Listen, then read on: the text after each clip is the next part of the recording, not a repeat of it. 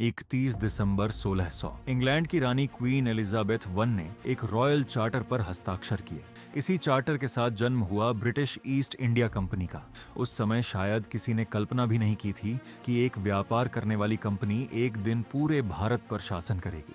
17वीं शताब्दी की शुरुआत में भारत पर मुगल साम्राज्य का शासन था।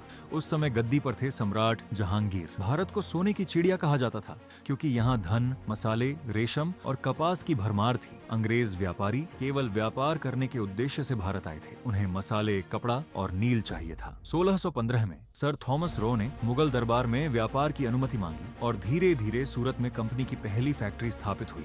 यह केवल एक शुरुआत थी। समय बीतता गया और मुगल साम्राज्य की शक्ति कमजोर होने लगी। भारत कई छोटे छोटे राज्यों में बंटने लगा। अंग्रेजों ने इस स्थिति का फायदा उठाया। वे अब केवल व्यापारी नहीं रहे बल्कि भारतीय राजनीति में दखल देने लगे। वर्ष 1757 में प्लासी का युद्ध हुआ। इस युद्ध में रॉबर्ट क्लाइव ने बंगाल के नवाब सिराज उद दौला को पराजित किया। मीर जाफर की गद्दारी ने अंग्रेजों को जीत दिलाई। इस जीत के साथ ही बंगाल पर कंपनी का नियंत्रण हो गया और यही भारत में अंग्रेजी सत्ता की मजबूत नींव साबित हुई। 1764 में बक्सर का युद्ध हुआ। इस विजय के बाद कंपनी को बंगाल, बिहार और उड़ीसा की दीवानी मिल गई। अब कंपनी कर वसूलने लगी और भारत की संपत्ति इंग्लैंड भेजी जाने लगी। 1770 में बंगाल में भयंकर अकाल पड़ा। लाखों लोग भूख से मर गए, लेकिन कंपनी का लाभ बढ़ता रहा। धीरे धीरे मैसूर, मराठा और सिख राज्य भी अंग्रेजों के अधीन आ गए। कंपनी की सेना मजबूत होती गई और भारत का बड़ा हिस्सा उनके नियंत्रण में आ गया। 1857 में असंतोष भड़क उठा। भारतीय सिपाहियों ने विद्रोह कर दिया। इस संग्राम में अंतिम मुगल सम्राट बहादुर शाह जफर,